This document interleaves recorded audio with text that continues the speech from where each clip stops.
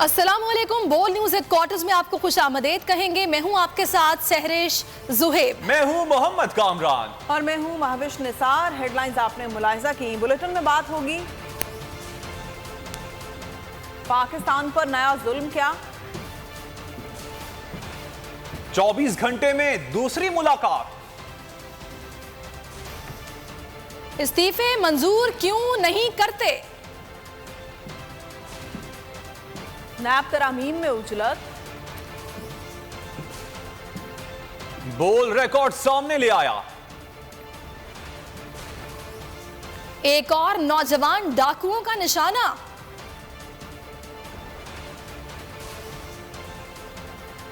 और PSL 8 की बोली। सबसे पहले बात करेंगे कप्तान की। इमरान खान कहते हैं मुल्क पर जहनी गुलाम मुसल्लत हैं जो पाकिस्तान की तरक्की में रुकावट हैं। कहा यह पूरा टब्बर चोर है जिसे बैरूनी साजिश से लाया गया। तलबा से खिताब में इमरान खान ने कहा कि यह मुल्क का पैसा चोरी करके बाहर भेज देते हैं। ये सोचते हैं एड लेकर काम चला लेंगे। आज हम मकरूज मुल्क हैं। वजीर आजम जगह जगह कर्जा मांगता फिर रहा है। इन्होंने मुल्क को दिवालिया कर दिया। जब वजीर आजम ऐसी बातें करे तो मुल्क को कौम की इज्जत कौन करेगा? फैसला कर लें, कश्तियां जलाकर यह काम करना है तो कर सकते हैं।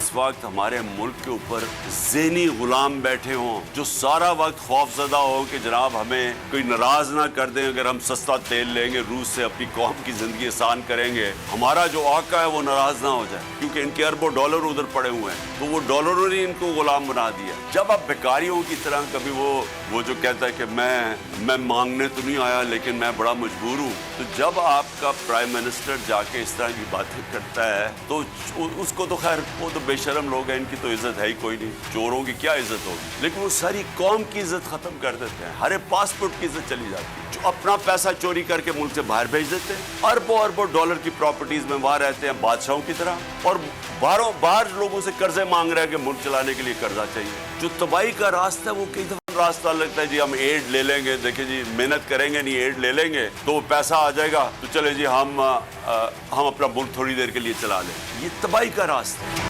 मुआशी और सियासी इस्तेहकाम का मिशन। इमरान खान ने आज भी असेंबलियों की तहलील से मुतालिक कई मुलाकातें की, इजलास किए, इत्तेहादियों से भी बातचीत हुई। इमरान खान कहते हैं असेंबली की तहलील हमारा आईनी इख्तियार है। असेंबलियां कब तहलील करनी है, आगे का लाहे अमल क्या होगा। जमान पार्क लाहौर में दिन भर मुलाकातें और मुशावरत। अवामी मुस्लिम लीग के सरबराह शेख रशीद, इमरान खान से काफ लीग के चौधरी मुनिस इलाही और चौधरी हुसैन इलाही ने मुलाकातें की, जिसमें असेंबलियों की तहलील, मुखालफिन की मुमकिना चालों पर बातचीत हुई। नायब कप्तान शाह महमूद कुरैशी और PTI के सीनियर नायब सदर फवाद चौधरी ने भी इमरान खान से मुलाकातें की, जिसमें कानूनी और सियासी नकात पर गौर किया गया। इमरान खान ने लिया, मुजफ्फरगढ़ और राजनपुर के अराकीन से भी मुलाकातें की।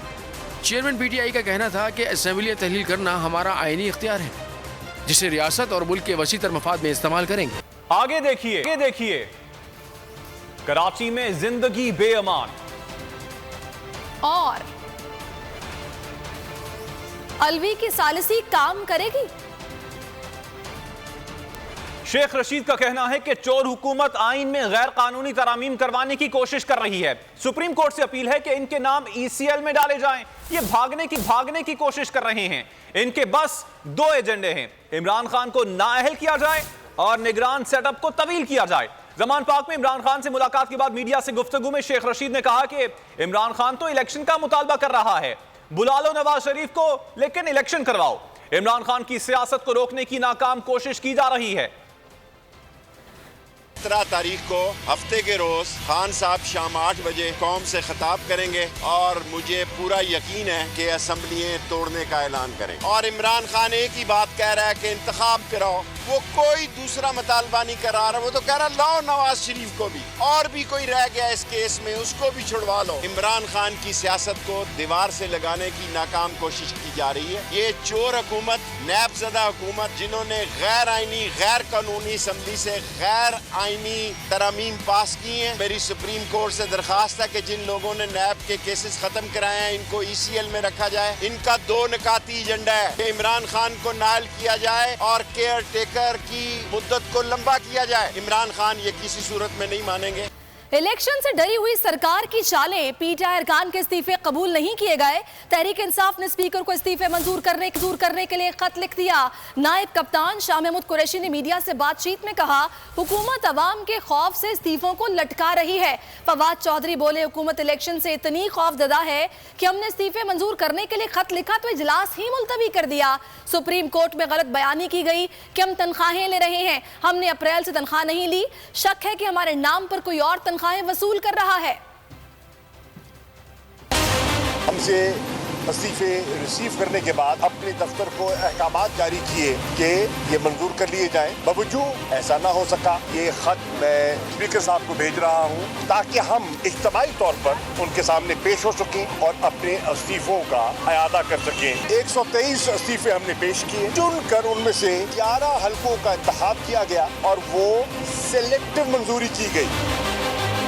हम जब जा रहे थे दोबारा ऐवान के अंदर इज्तिमाई इस्तीफे देने के लिए, इनको पता चला इन्होंने वो जो अपना इजलास है वही मुलतवी कर दिया। सुप्रीम कोर्ट से गलत बयानी की गई हुकूमत की तरफ से और कहा गया कि पीटीआई के अरकान जो हैं वो इस्तीफा दे चुके हैं लेकिन तनख्वाहें ले रहे हैं। हमें अप्रैल के बाद से तहरीक इंसाफ के किसी रुकन को तनख्वाह नहीं मिली है और अब मुझे शक हो गया अलबत्ता कि ये तो नहीं कि हमारे नाम पर तनख्वाहें निकाल के खुद खा गए। और नाजरीन, हुक्मरानों को अपने करप्शन केसेस मुआफ करवाने की इतनी जल्दी थी, मखसूस अफराद को फायदा पहुंचाने के नए बिल्स पास करवाने के लिए कवायद और जवाबित की धज्जियां उड़ा दी। बोल सारी दस्तावेजात सामने ले आया। इमरान खान का साथ छोड़ने वाले बाज़मीर अरकान करप्शन के तहफ़्फ़ुज़ के बिल्स की मंजूरी जिंदा लाशें बनकर देखते रहे। किस किस रूल की खिलाफ वर्जी की गई, किस किस रूल को मुअत्तल किया गया। ये तेजियां, ये फुर्तियां करप्शन केसेस माफ कराने के लिए थी।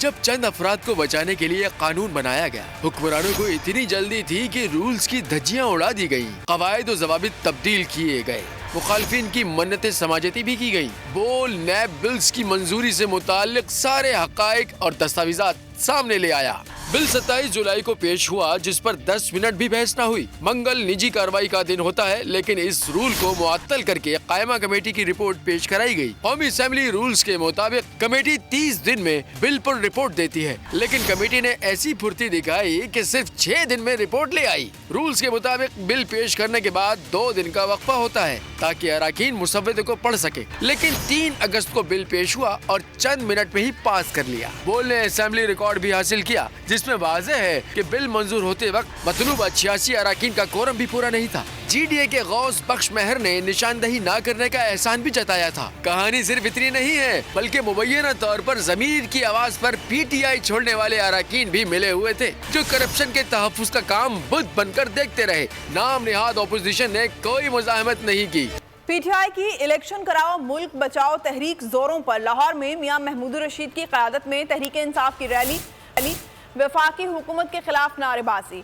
कराची, सियालकोट, मियांवाली और पाकपतन में आज भी रैलियां निकाली गई। रैली में शरीक रहनुमाओं और कारकुनों ने मुल्क में फौरी इलेक्शन का मुतालबा किया।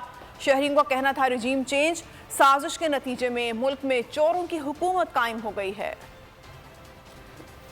कराओ मुल्क बचाओ। पाकिस्तान तहरीक इंसाफ का एक और ऐसा इक़दाम मुल्की मसाइल के हल के लिए फौरी इलेक्शन का मुतालबा लेकर निकल आए सड़कों पर। इमरान खान की खुसूसी हिदायत, शहर शहर रैलियां। लाहौर में PP 160 से मियां महमूद रशीद की क़यादत में रैली निकाली गई। रैली में खवातीन और बच्चों की भी बड़ी तादाद ने शिरकत की। लाहौर ने साबित कर दिया है कि वो लाहौर की अवाम इमरान खान के साथ है। बहुत बड़ी रैली निकली है, इंशाल्लाह इम्पोर्टेड हुकूमत जानी है वाली है। इमरान खान के अलावा कोई चॉइस नहीं, इलेक्शन के अलावा और कोई हल नहीं है। चोरों का इत्तेहाद कैसे हो सकता है? एक इमरान खान सब पे भारी है। जितने दिन ये इम्पोर्टेड चोर हुकूमत रहेगी, पाकिस्तान को नुकसान पहुंचता रहेगा।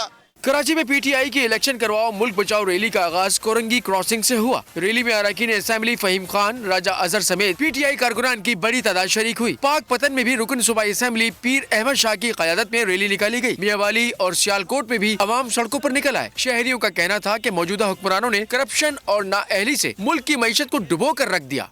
अर्ली इलेक्शन ही इस मुल्क को जो आने वाली तबाही है उससे बचा सकते हैं, क्योंकि अगर इलेक्शन नहीं होंगे तो मुल्क डिफॉल्ट कर सकता है। ये इम्पोर्टेड हुकूमत से अभी तक जो ये हमारे ऊपर मुसल्लत की गई है, इनसे कुछ नहीं हो रहा। इम्पोर्टेड हुकूमत ने मुल्क का बेड़ा गर्क कर दिया है और इमरान खान ही पाकिस्तान की वैध उम्मीद है। शहरियों का कहना था कि पीडीएम की नाअहल और बदउनवान हुकूमत का खात्मा मुल्क बचाने के लिए नागुज़ीर हो चुका है। डाकुओं और राहज़ना के हाथों अंधी गोलियों का निशाना बनना शहर कराची के नौजवानों का मुकद्दम ठहरा। एनईडी यूनिवर्सिटी गेट के सामने चाय के होटल पर बैठे हुए तालिब इल्मों पर मोटरसाइकिल सवार डकैतों का धावा। मुसल्लह अफराद ने मोबाइल फोन छीनने की कोशिश की। मुजाहमत पर डकैतों ने बिला तवक्कुफ फायरिंग कर दी। फायरिंग से बिलाल नासिर 2 गोलियां लगने के बायस मौके पर ही जान बहक हो गया। पुलिस के मुताबिक मुल्जिमान पहले भी एनईडी के कई तालिब इल्मों से मोबाइल फोन छीन चुके हैं। जालिम डकैत नौजवान को गोलियों से छलनी करके फरार हो गए।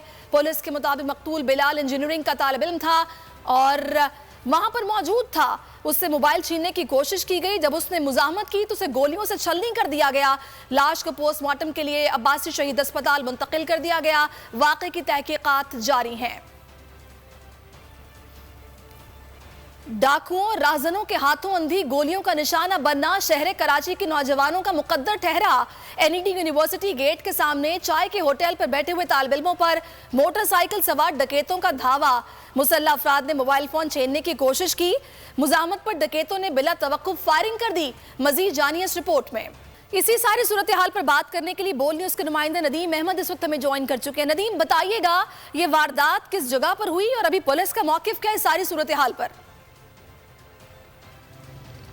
जी हाँ, ये वाक़या दिन दहाड़े मेन यूनिवर्सिटी रोड पर समामा शॉपिंग सेंटर के करीब पेश आया, जहां बिलाल अपने दोस्तों के हमरा चाय पीने के लिए होटल पर रुका था। तमाम दिन दहाड़े एक मसरूफ़ मकाम के ऊपर जो है ये वाक़या रोनुमा होना ये कोई पहला वाक़या नहीं है। यकीनी तौर के ऊपर पुलिस की मजमूई कारकर्दगी के ऊपर ये सवालिया निशान है। एक और यूनिवर्सिटी का तालिब इल्म जिसे जो है वो डाकुओं ने अंधी गोलियों का निशाना बनाया और अब तक रवां साल 105 शहरी जो है वो डाकुओं की गोलियों का निशाना बनकर मौत के घाट उतारे जा चुके हैं। तो यकीनी तौर पर पुलिस की मजमूई कारकर्दगी के ऊपर एक सवालिया निशान है ये सारी सूरत हाल। गो कि आज सपहर जो है वो बिलाल अपने दोस्तों के हमरा यूनिवर्सिटी से बाहर निकला था और यूनिवर्सिटी से अपने घर की जानिब रवाना होना चाहता था कि इसी दौरान जो है ये वाक़या रोनुमा हो गया। इस वक्त मैं मौजूद हूँ बिलाल नासिर की रिहाइशगाह के ऊपर जो कि दस्तगीर ब्लॉक 15 में वाक़ है। हम यहाँ मौजूद उनके दीगर अजीज़ व अकारिब से भी बात करने की कोशिश करेंगे। आप हमें थोड़ा बताइएगा, बिलाल आपका दोस्त था, क्या के बारे में? बिलाल अब हमारे दोस्त का छोटा भाई था। अभी एनईडी यूनिवर्सिटी में उसका मेरिट पे माशाल्लाह टैलेंटेड बच्चा था। अपने दोस्तों के साथ वो बाहर निकला था, वो यही चाय के लिए, और वो मोबाइल स्नैचिंग पे उस पर बस उसने रेजिस्ट किया था तो उसको गोलियां मारी उन्होंने। आपने जिस तरह से यहाँ पर मौजूद जो उनके अजीज़ व अकारिब और दीगर अहल खाना यहाँ पर मौजूद हैं, उनके अंदर शदीद इस सारे वाक़े के हवाले से जो है वो गम व गुस्सा पाया जाता है। गो कि शहरियों के लिए एक ये बहुत मुश्किल सूरत हाल होती है कि जब नौजवान कोई अपने घर का तारा जो है वो यूनिवर्सिटी जाता है और यूनिवर्सिटी से अभी डेड बॉडी अस्पताल में ही या फिर घर मुंतकिल कर दिया गया है? जी, बिलाल का जज्द खाकी जिना अस्पताल से ईदी मुंतकिल कर दिया गया था। हम उनके अहल खाना का कहना है कि बिलाल की तदफीन का मरहला जो है वो कल सपहर अंजाम दिया जाएगा। बाद नमाज ज़ोहर उसकी नमाज जनाजा जो है वो दस्तगीर ब्लॉक 15 में अदा की जाएगी। जी, बहुत शुक्रिया नदीम अहमद। अगर आपको ये वीडियो पसंद आई तो हमारे चैनल को सब्सक्राइब करें और बेल आइकन पर क्लिक करें।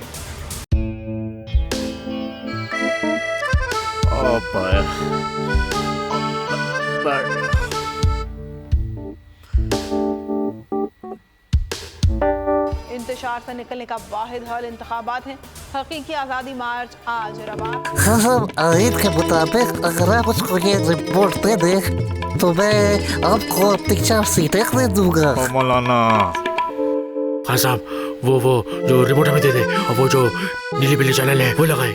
जाओ शबाज, हम ऐसा टीवी देखते ही नहीं जिसका रिमोट हमारे हाथ में ना हो। और यहाँ पे कोई 2 नंबर ही नहीं चलेगी। और हम कोई गुलाम है जो आप रिमोट मांगे हम दे दें? Absolutely not. यहाँ पे सिर्फ पाकिस्तान का नंबर 1 चैनल चलेगा, बोल, जो हकीकी सहाफत की जंग लड़ रहा है। पाकिस्तान के लिए कोई और नहीं, सिर्फ बोल खड़ा है। आप सब भी बोल देखें।